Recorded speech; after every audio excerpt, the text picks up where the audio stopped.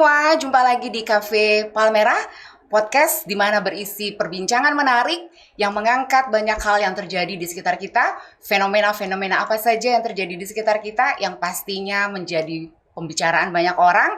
Dan kali ini bersama saya akan memandu jalannya podcast bersama seorang dosen dari program studi produksi media yang juga seorang jurnalis, penikmat dan pecinta film.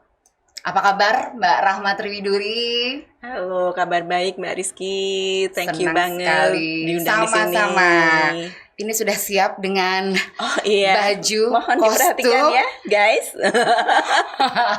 Ya, artinya dari apa yang sudah tersaji, kita lihat dari performa penampilan Mbak Rahma, saya rasa teman-teman, pemirsa, penonton podcast Cafe Palmerah sudah tahu apa sih yang mau kita bahas pada episode podcast Cafe Palmerah kali ini. Ya, tadi di awal sudah saya sebut ya, bahwa Mbak Rahma adalah seorang penikmat pecinta film. Okay. Itu gak lepas dari tema kita kali ini yang akan mengangkat, mengulas habis, kupas tuntas film Barbie. Dari perspektif atau sudut pandang ilmu komunikasi. Oke, berapa kali nih Mbak Rahma nonton film Barbie? Enggak banyak kok, saya cuma nonton 2 kali. Okay. 2 kali ya? 2 kali itu enggak banyak kalau buat saya, karena saya pernah nonton film itu sampai 7 kali berturut-turut juga pernah. Film apa? Dulu Titanic. Oh baiklah. Sampai jadi skripsi. Terus ada lagi yang filmnya Bohemian Rhapsody-nya Queen. Itu saya juga lebih dari 5 kali kayaknya. Artinya kalau kayak begitu tepat ya kalau saya bilang tadi ya, pecinta film ya. Jadi dari tadinya cuma nonton, akhirnya sampai dianalisa persin per adegan gitu. Persin per adegan ya dan sebagainya, sampai every detail dari komponen film ya. Dan Barbie sampai 2 kali. Saya nyaris 2 kali sih sebetulnya. Kenapa nggak jadi 2 kali Mbak? Karena tadinya memang mau nonton, mau ngajak sama anak gadis ya. Kita sama-sama punya anak gadis ya, Gen Z gitu ya. Tapi kemudian anaknya nggak mau. Ya, pada akhirnya dia memilih untuk nonton film yang lain. Ya sudahlah gitu ya. Satu cukup juga sih. Tapi apa sih yang membuat Mbak Rahma kepengen nonton sampai 2 kali? Dari sebelum film ini tayang ya, udah ada selentingan bahwa ini akan ada dibikin filmnya Barbie yang main si Robbie Margot. Betul. Ya. Terus Jiwa inner child saya itu menggelegak. Ingat memori nostalgia zaman dulu masih kecil, main Barbie, bikin rumah-rumahan, beli segala macam bajunya, ada baju renang, baju apa party gitu ya. Terus saya pengen kehidupan gadis idealis gitu ya. Zaman dulu ya. Itu saya impian jadi langsung gadis. Begitu tahu itu mau tayang, pokoknya nanti kita harus nonton ya Dek, yang ngomong gitu ke anak saya. Benar, saya nonton pertama sama anak saya, kemudian yang kedua sama teman-teman saya. Ya yang teman-teman sebaya dulu, yang dulu kita main Barbie bareng, punya cerita yang sama, punya experience yang sama terhadap Barbie gitu. Betul, artinya film jadi itu antusias banget. Ya, gitu. film itu kalau ditonton dengan anak gadis, ditonton dengan teman-teman seusia, itu gadis sensasinya juga beda ya. Teman-teman gadis juga. Baiklah, pernah. Ya. Gadis pada zamannya. Yes, baik. Kalau tadi Mbak Rahma sebutkan alasannya kenapa harus sampai 2 kali, mungkin karena selain memang punya komunitas yang berbeda, kita lebih asik nonton. Kita nonton sambil pakai seragam Barbie begini ya, catat ada kostum ya, ada dress code ya, itu rame sih emang ya, gitu ya. Tapi PO-nya antri loh Mbak. Persis benar ya. Tapi memang nggak hanya karena kita semata-mata ikut euforianya ya, atau Barbie fevernya ya, tapi lebih karena memang lihat kalau kita pertama kali nonton, kita nggak hanya melihat peran Barbie yang dimainkan secara ciamik oleh seorang Margot Robbie, dan juga karakter Ken oleh pemain favorit saya sebetulnya, Ryan Gosling gitu ya. Tapi juga mungkin kita bisa lihat secara visual, artistik, dan detail dari Barbie Land itu kan menarik banget. Menarik secara warna aja. Secara warna betul ya. Bakalan bikin kita takjub dan beneran artinya dari kita nonton film itu, imajinasi kita terhadap Barbie itu berhasil dibikin hidup sama sang sutradara Greta Gerwig. Ekspektasi kita pasti nomor 1 pengen lihat kayak apa kalau Barbie itu jadi film orang ya, kalau kartun kan udah sering ya. Manusia sungguhan gitu ya, Barbie versi manusia gitu ya. Nah, tapi kita nggak akan bicara secara sinematografinya. Oke. Tapi nggak kali bisa juga ini saya sih jawabnya. nanti mungkin bisa ya di episode yang berikutnya. Tapi mungkin hari ini teman-teman Tempower semuanya, pemirsa, di episode podcast Cafe Palmera kali ini kita akan mengulas Barbie dari sudut pandang yang memang menjadi perhatian para pecinta Barbie, ya. Iya. Kita akan coba telisik apakah betul film Barbie itu berat atau bobot muatan pesan-pesannya itu di luar ekspektasi. Iya, plot twist kalau buat saya sih sebenarnya. Jadi pas pertama datang ekspektasinya seperti ini, ternyata tiba-tiba di luar dugaan. Bayangan kita kan itu film yang cukup renyah, warna-warni, ceria gitu ya, tanpa beban gitu, sesuai dengan kategori umurnya kan 13 plus, jadi anak romansa ya. Iya, gitu. Tapi begitu 5-10 menit pertama langsung kerasa ini pesannya dalam, nggak cuma sekedar happy mainin boneka gitu tuh, enggak ternyata. Gitu. Dan ini yang mau kita angkat teman-teman, di film ini mencoba untuk meliputi atau mengangkat semua permasalahan seperti peran gender, patriarki, feminisme. Ya, tahannya jangan muntah dulu. Gitu. Sepakat nggak bahwa memang film Barbie ini dominan ke arah situ?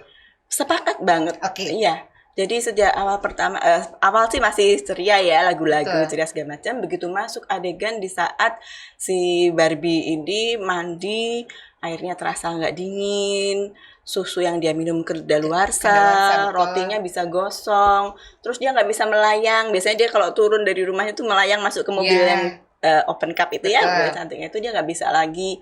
Dan yang paling parah, kakinya yang biasanya selalu posisi jinjit itu ya, karena pakai high heels terus kan. Itu tiba-tiba rata, napak ke tanah. Itu udah jadi sosok Barbie yang tadinya perfect ya, stereotypical perfect banget. Jadi ada selulit juga, pas dia mandi dia nemu selulit di pahanya. Itu kan nggak Barbie banget gitu ya. Betul. Nah itu langsung kita ngerasa ada apa ini gitu. Bagian mana di awal cerita yang menurut Mbak Rahma itu kayaknya ini film kayaknya berat nih dilanjut? Sebenarnya sebelum yang Barbie muncul selulit sebagainya, di awal yang saat kemunculan Barbie pertama, dimana kalau zaman dulu kan Barbie dibuat tahun 59 ya oleh Ibu Ruth itu. Nah sebelum ada Barbie, anak kalau main boneka itu pasti dia bermain sebagai ibunya, kakaknya. Jadi mainin boneka tuh digendong-gendong. Nah setelah ada Barbie, dia main dia yang jadi Barbie-nya, jadi temannya, jadi bukan pengasuhnya. Dari situ aja saya udah ngerasa, ini berat berarti. Ini karena dalam ya, dari sini bagaimana peran anak bermain boneka itu berubah total dari sebelum ada Barbie sampai setelah ada Barbie itu berubah dari yang tadinya dia berperan sebagai pengasuh, misalnya gendong, misalnya. Setelah ada Barbie, dianya yang jadi Barbie kan. Apakah itu berarti, bisa nggak kalau boleh saya sampaikan bahwa itu mematahkan ekspektasi saat kita dulu masih kecil, masih remaja, main Barbie, gitu ya, punya koleksi Barbie? Punya. Sampai sekarang? Masih. Wow. Wow. Saya simpen di loteng ya. Tapi nggak tahu udah digondol tikus kayaknya ya. Itu buat jadi legacy masa kecil ya.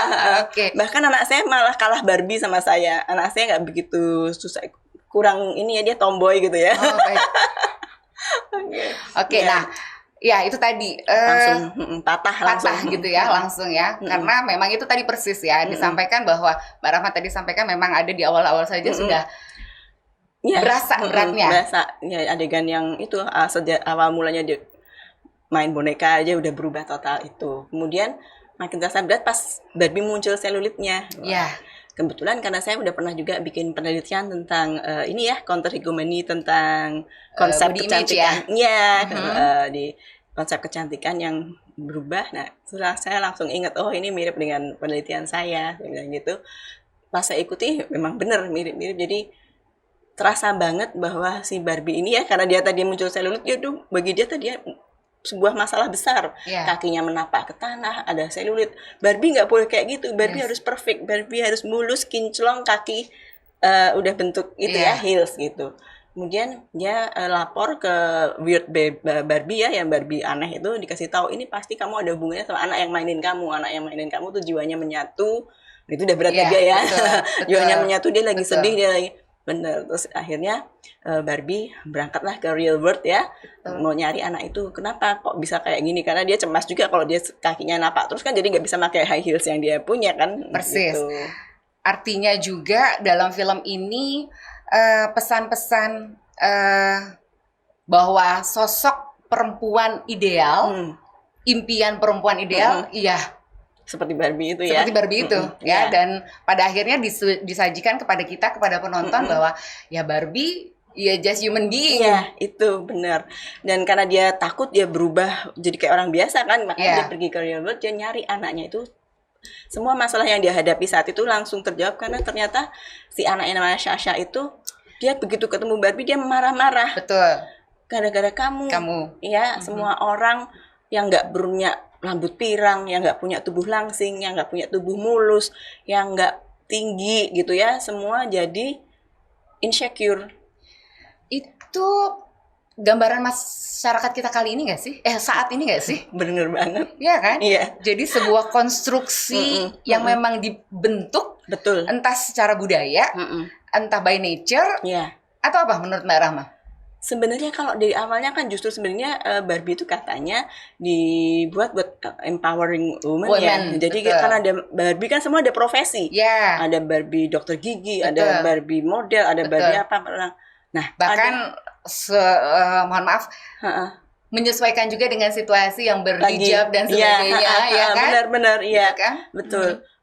Saya baru tahu juga ternyata ada Barbie hamil juga, tapi Barbie hamil. Barbie hamil tapi dia discontinue karena katanya itu lagi bukan perfect body lagi. Nah, jadi makanya discontinue. Nah, itu Sasha marah-marah sama Barbie karena kamu ini jadi semua orang nggak ada tempat buat kami perempuan yang mediocre. Betul. Perempuan yang biasa-biasa aja, kerjanya mungkin jadi tukang jual pecel gitu, nggak ada Barbie bukan pecel, semuanya profesinya keren-keren, astronot, dokter, pembalap, atlet apa segala macam yang keren-keren. Di mana posisi kami? Di mana orang yang nggak berambut pirang, yang nggak tinggi, yang nggak langsing, yang nggak cantik, yang nggak bermata biru itu. Padahal gugatannya tadinya awalnya Barbie justru mengempower woman supaya ini ya nggak kalah sama laki-laki, dia bisa berprofesi yang hebat-hebat juga. Ternyata kontradiktif gitu. Dan pada akhirnya makanya nggak atau mungkin beralasan kalau kemudian pada akhirnya masyarakat menganggap bahwa nilai-nilai atau pesan yang disampaikan di dalam film Barbie ini justru kuat sekali dengan pesan-pesan feminisme. Iya, kebalikan dari si sosok Barbie yang kita lihat yang perfect itu ya. Iya, betul ya. Bagaimana perempuan juga bukan perlu ya, bagaimana perempuan bisa eksis dengan segala daya dan upayanya di segala lini tanpa penampilan ya. Yes, betul. Nah, kalau tadi kita bicara sedikit banyak soal Barbie-nya ya, sosok Ken di film ini. Nah, iya. Jadi Barbie Land ini seperti opposite dari real world ya. Kalau di dunia nyata kan kita menurut teori patriarki itu ya, dominasi laki-laki itu pasti posisinya di atas perempuan, lebih hebat, lebih apa. Pokoknya perempuan suruh ngalah lah kalau ada apa-apa di rumah kan justru kita juga suruh ngalah kan ya. Maaf, curhat ya jadinya.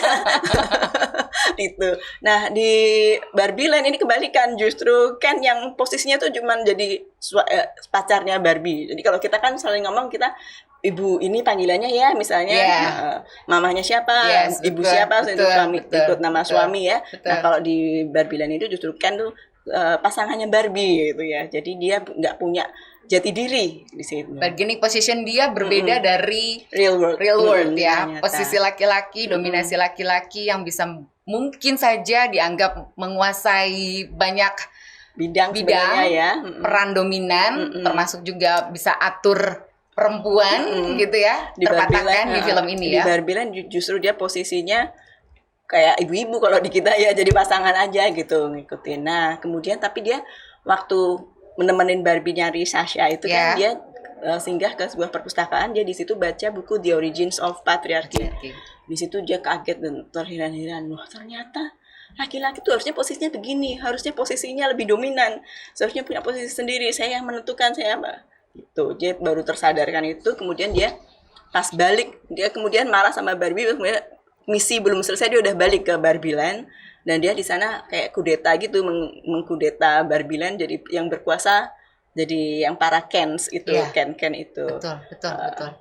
Kalau kita bicara soal budaya patriarki, itu ada beberapa teori komunikasi yang memang mengangkat atau yang relasinya teori komunikasi yang relasi dengan budaya patriarki, di mana memang peran laki-laki dominan karena satu secara budaya memang sudah terstruktur gitu ya, turun temurun gitu ya. Itu yang pertama ya, dan itu kita lihat di banyak adegan gitu ya. Terus yang kedua bisa saja juga karena memang itu stereotip yang kemudian menjadi ya sudahlah, memang perempuan memang saya begini adanya gitu ya, pasrah aja gitu kan. Struktur sosial yang memang sengaja didesain seperti itu. Iya, kan sering kita dengar kan, ya ngapain perempuan sekolah tinggi-tinggi ntar juga ngasuh anak, masak di dapur gitu ya. Apa istilahnya? Dapur? Sumur? Kasur. Gitu ya. Benar. Iya, padahal ya itu jauh dia nggak jauh. Iya, nggak seperti itu aja kan gitu. Nah, itu tergambar dengan jelas di Barbie, pertarungan antara si patriarkis dan feminis ini di sini gitu. Punya referensi nggak? Mungkin kalau kita bicara Barbie, film box office yang bertengger cukup lama ya di bioskop-bioskop di nggak cuma di Indonesia ya, tapi juga di banyak negara gitu ya. Punya referensi film lokal atau film nasional yang juga mungkin sama nilai atau pesan-pesan moralnya, mengangkat nilai-nilai persamaan hak antara perempuan dan laki-laki. Pasti kemarin ya ada film Kartini-nya yang Mas Hanung. Oh iya, betul. Terus ada Yuni. Ada Marlina, pembunuh 4 babak. Ya. Betul. Ada juga bangsa kayak perempuan berkalung sorban apa segala macam. Itu sebenarnya udah banyak ya film di kita tuh memang memperjuangkan seperti itu. Tapi kan kalau mereka tuh dari awal memang kita mau nonton ekspektasinya udah jelas. Sudah jelas. Ini pasti film tentang kesetaraan gender. Ini pasti film tentang empowering women. Nah, kalau ini benar-benar di luar dugaan gitu, itu saya rasa ini pinter banget sih pembuat filmnya ya. Marketingnya tuh dibuat seolah-olah ini film yang fun banget, gak ada pesan ditambah apapun. Trailer dan dan apa namanya? Promonya betul. Segala macam. Itu kan dia dalam waktu 1 pekan itu udah balik modal 100%, Mbak. Biayanya $145 juta, di sepekan pertama udah dapat $337. Itu di minggu pertama. Sampai saat ini udah dapat $1,5 miliar pendapatannya. Udah 10 kali lipat dari biaya produksinya. Itu dia menyalip tadinya ada Mario Bros, terus yang di posisi Oppenheimer. Nah, itu 3 film tayang bareng nih kan sebenarnya, Barbie, Oppenheimer sama Mission Impossible ya kalau nggak salah. Nah, Oppenheimer malah yang diduga dia bakalan panjang gitu ya. Kalah ya. Betul. Karena orang ngebayang nonton Oppenheimer, pasti film serius ini, ilmuwan begini. Bayang Barbie aja yang fun. Nah, ternyata ini plot twist kaget ya. Jebakan Batman ya. Pinter banget ini marketingnya. Tapi nggak nyesel pastinya kan nonton itu ya. Jelas. Mungkin kalau buat perempuan seusia kita ya. Perempuan seusia kita mungkin masih melihat film Barbie ini selain tadi syarat pesan moral women empowering gitu ya. Tapi mungkin beda cerita kalau ditonton oleh Gen Z ya. Apakah mereka sepanjang pemahaman atau sepengetahuan Mbak Rahma, mungkin dari banyak referensi dari teman-teman anak-anak kita gitu ya misalnya, apakah kemudian mereka nyesel deh nonton? Iya, saya nanya ke anak saya, kamu paham sih bahwa ini perempuan nggak tuh harus perfect ya segala macam, tapi sesuai bayanganmu nggak nonton? Enggak gitu. Sama saya, tapi karena anak saya mungkin umur udah mahasiswa waktu itu ya, mau nonton menjelang dewasa jadi udah paham. Tapi kalau yang anak-anak umur 13 apalagi di bawahnya itu saya rasa pasti nggak nangkap sama sekali deh. Dia cuma nangkapnya ada itu Barbie warna-warni, jalan-jalan cantik, rambutnya keren, kostumnya keren, tapi pesan di dalamnya pasti kayaknya belum nangkep gitu aja. Oke, Mbak Rahma. Barbie itu kan bukan muncul baru ini ya filmnya ya. Iya. Dan kalau kita lihat film Barbie dari masa ke masa, rasanya memang sepakat nggak kalau memang film Barbie yang kali ini beda gitu ya? Iya, beda banget. Kalau yang lain kan ya sesuai ya sok princess gitu ya. Princess, kalau ini benar-benar berbeda. Bahkan tapi juga saya lihat banyak satir-satir ya di film ini. Kayak misalnya waktu Barbie pertama kali datang ke dunia nyata, ke real world, dia kan pakai rollerblade, pakai baju warna-warni, dia udah pede betul. gitu kan. Ternyata mah di sweet catcall segala macem. Jadi itu menunjukkan gimana Barbie yang udah pede pun, yang udah ngerasa sebenarnya nggak ada yang salah sama dia, tiba-tiba ngerasa terganggu, nggak enak, insecure, di catcall segala macam, terus ya akhirnya sampai harus masuk ke nyuri baju buat nyari baju yang biasa-biasa aja, yang nggak mencolok, jadi nggak jadi perhatian orang, nggak di sweet segala macam. Itu kan nyata ya di kita ya. Pasti. Betul. Nah, ini kalau saya lihat, ini baca contekan ya, sebentar ya. Kalau ini beberapa fun fact dari film Barbie.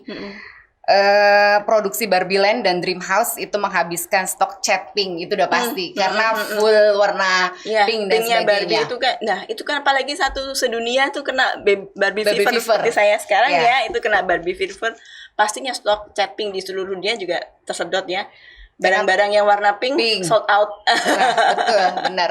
Nah, kenapa saya angkat warna pink? Konon gitu ya, pink identik dengan perempuan. Padahal ada salah satu sumber referensi yang saya baca, justru pink itu di awalnya adalah warna laki-laki. Justru sebaliknya perempuan yang biru. Oke. Iya. Kalau saya itu kan simbol ya. Simbol ya. Rizky, ini referensi dari mana? Kalau saya kebetulan kan sebelumnya saya juga ini ya kerja di pelestari burung. Jadi kita ngeliatin burung-burung yang warnanya bagus-bagus, cantik-cantik, itu justru burung jantan. Betul. Merak. Ya. Bagaimana dia menarik perhatian lawan jenisnya. Nuri Bayan itu ada warna merah sama hijau. Yang kebayang orang kan yang merah yang cewek ya, yang betina, yang jantan malah. Ya benar ya, berarti ya. Nah, artinya dari simbol-simbol dari warna, pemakaian warna ya, Barbie memang pink ya. Ya artinya juga di situ mau betul-betul menyajikan betapa dominasi sudah ini ya, sedemikian kuat ya. Sedemikian kuat, betul. Kalau kita mau nengok orang lahiran kan pasti kita nanya dulu anaknya cowok, cewek, babynya. Kalau yang nanti cewek pasti kita cari pink, menyesuaikan gendernya gitu kan ya. Nggak kepikir pasti kita takut salah warna gitu kan, karena udah saking tertanamnya ya hegemoni soal warna aja udah sedemikian dalam. Nah, itu kan pesan ya, berarti ya, warna yang disajikan, bahkan sampai di sini menghabiskan cat pink satu brand ya di seluruh dunia. Bahkan VP Global Marketingnya juga mengkonfirmasi bahwa pemandangan di Barbie Land itu tidak menggunakan CGI, tapi dibuat dengan hasil lukisan tangan. Gitu ya, pembuatan backdrop, latar belakangnya juga menggunakan lukisan tangan untuk memberikan kesan detail. Asli tapi palsu gitu. Iya, palsu tapi asli. Tapi terlepas dari itu semua, kalau kembali lagi tadi ke peran dominasi perempuan, adakah pesan-pesan lain selain yang tadi sudah kita ulas bersama terkait dengan feminisme, budaya patriarki, anti maskulinitas dan sebagainya? Kalau di saya ya, terutama setelah nonton itu saya ngasih pesan ke anak saya sendiri, pesannya tuh jelas ya, be yourself, be confident to be yourself. Apapun bentukmu, apapun warnamu, just be yourself and be confident with it. Gitu. Catat ya. Empowers pemirsa. Gitu. Karena pada hakikatnya ya setiap orang diciptakan. Iya, bahkan Barbie aja punya kelemahan kan, akhirnya punya selulit gitu. Nah itu untuk membuat atau mencitrakan diri kita, kita dalam arti di sini merefer seorang perempuan gitu ya, bahwa perempuan di satu sisi dengan segala fitrahnya sebagai perempuan yang diciptakan oleh Yang Maha Kuasa, tapi dia juga dalam peran-peran sosialnya juga punya otoritas terhadap dirinya. Betul. Ya. Dia bukan cuma sekedar boneka yang pasrah diapain juga kan, dia bisa ini sendiri, dia jadi diri sendiri. Gitu. Betul. Dan dari sisi ilmu komunikasi, menurut Mbak Rama, yang bisa dieksplor lagi dari sudut pandang atau perspektif penikmat pecinta film. Iya, dari sini kalau saya nangkep ya, selain itu patriarki lah, feminisme lah, ini juga saya melihat kan, kalau saya simpulkan ya, film Barbie ini semacam kayak penebus dosanya Mattel. Ya, Mattel kan sudah membuat seluruh dunia nih ya, semua punya standar kalau perempuan cantik harus kayak Barbie gitu ya. Kalau dunia nyata ya mungkin kayak si pemerannya atau kayak Taylor Swift gitu ya, bentukannya tinggi, kurus, langsing, rambut pirang, putih, mata biru, bibir merah gitu ya. Itu kan kayak mendikte seluruh anak untuk kayak gitu. Jadi ini kayak sementara film ini kebalikannya, membalikkan semua yang sudah dilakukan Mattel, jadi dia semacam kayak penebus dosanya Mattel ya. Nah, dia membalikkan semua dan dia mengoreksi apa yang sudah dilakukan Mattel selama sejak tahun 59 itu yang membuat anak jadi insecure. Dari sisi komunikasi ini bagus juga, nggak cuman kita lihat dari patriarki dan feminisme, tapi juga bagaimana sisi komunikasi marketingnya, bagaimana sisi komunikasi antar pribadinya. Betul.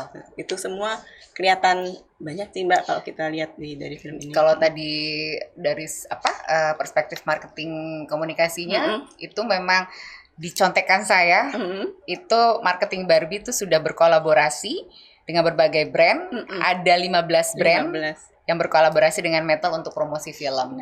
And it work. Work banget. Itu kalau dari awal orang tahu film seberat ini gitu kan pasti nggak akan ada yang sukarela nonton, Mbak. Betul. Jadi jebakan Barbie-nya oke banget, itu kelihatan. Jadi pelajaran juga buat kita nanti praktisi komunikasi gitu. Dari awal sebetulnya sudah ada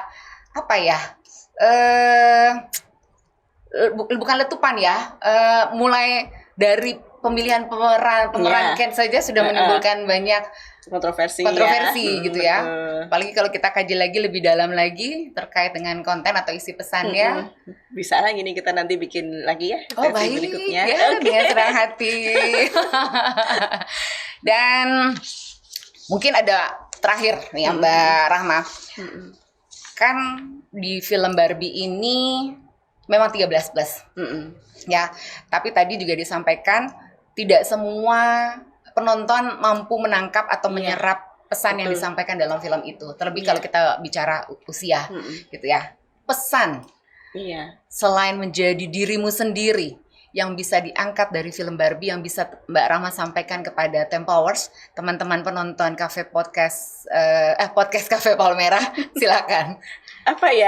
Jadi kalau dari sini kita belajar ya selain be yourself, just do it. Kalau saya mungkin ya si sutradaranya si Greta Gerwig itu dia memang punya punya dorongan, punya suatu tekad bahwa saya harus menyuarakan perempuan ini. Kemudian datanglah kesempatan film Barbie itu. Kalau dipikir-pikir sebenarnya nggak mungkin antara Barbie yang isinya seharusnya banyak konsumerisme, ngajarin hedonisme gitu, tapi dia bisa membalikan itu semua. Makanya just do it, kayaknya si Greta berhasil juga kan gitu. Walaupun dengan 13+ gitu, dia tetap yakin memasukkan nilai-nilai ini, unsur-unsur ini, dan berhasil juga. Tapi itu sekaligus buat jadi kritik juga sih buat saya, menurut saya. Atau kritik ya? Kritik buat si ini produsernya, kayaknya filmnya terlalu ini ya, kalau 13+ minimal sih dia 15+ ya, kalau yang biar bisa paham, mampu menangkap yang ada esensi di dalamnya ya. Iya. Baik, kalau begitu sangat menarik dan nggak berhenti rasanya kalau kita bicara film. Ya. Dan pemirsa, penonton podcast Cafe Palmera, kita masih sangat menunggu juga tema-tema menarik yang bisa teman-teman atau pemirsa sampaikan, apa yang mau kita bincangkan di episode berikutnya. Dan terkait untuk film Barbie kali ini, apakah film ini betul-betul menyiratkan gagasan sensitif tentang feminisme dan isu krusial lainnya, atau murni hanya film komedi sebagai bentuk kehidupan boneka Barbie? Silakan, selamat menoreh makna. Saya Rizky Ayu dan Mbak Rahma Triwiduri, terima kasih banyak untuk kehadirannya dan memberikan insight kepada kita semua. Mudah-mudahan ya bahasan kita ini bisa memberi insight buat teman-teman Tempowers, anak-anak muda yang keren-keren. siapa tahu di antara nanti teman-teman dari mahasiswa Politeknik Tempo bisa bikin film gitu bisa ya. bikin film. Harusnya lebih keren sih. Lebih keren harusnya ya. Terima kasih banyak Mbak Rahma untuk kehadirannya hari ini. Sama-sama Mbak Rizky. Sukses selalu, sehat, Sukses bahagia. Semua. Kita nanti edisi samaan lagi Pinky atau mungkin bisa warna yang berbeda lagi. Nanti kita nonton bareng film apa ya? Mudah-mudahan bukan Samson aja ya. Nanti susah cari kostumnya ya. Kita jadi Delila atau jadi Samsonnya nih. Siap Mbak Rahma. Terima kasih banyak Mbak Rahma. Sampai ketemu lagi teman-teman semuanya. Terima kasih. Salam sehat, salam Tempowers.